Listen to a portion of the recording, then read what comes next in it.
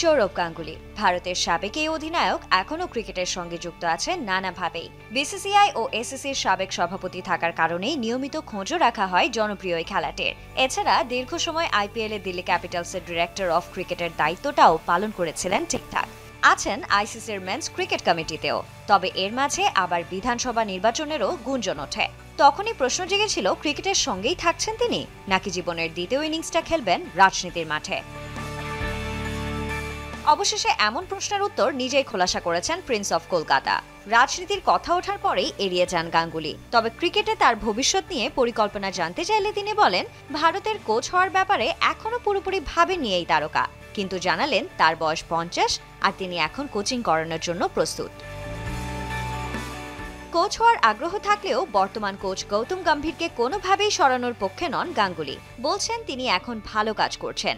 যদিও গৌতমের শুরুটা ভালো হয়নি, অস্ট্রেলিয়া এবং নিউজিল্যান্ডের কাছে সিরিজ হারতে হয়েছে, তবে সে চ্যাম্পিয়ন্স ট্রফি জিতেছে। এখন ইংল্যান্ড সিরিজ চলছে, যা গম্ভীরের জন্য গুরুত্বপূর্ণ। ভারতের বর্তমান এই কোচকে আরও সময় দেওয়ার পক্ষে গাঙ্গুলি। জানালেন তিনি খুব আবেগপ্রবণ ও সোজাসাপটা। একই সাথে এই কোচের জন্য শুভকামনা করেন গাঙ্গুলি। তার মতে গম্ভীর আরও শিখবে এবং সামনের দিকে এগিয়ে যাবে। সঞ্জনা আইভি, যমুনা স্পোর্টস।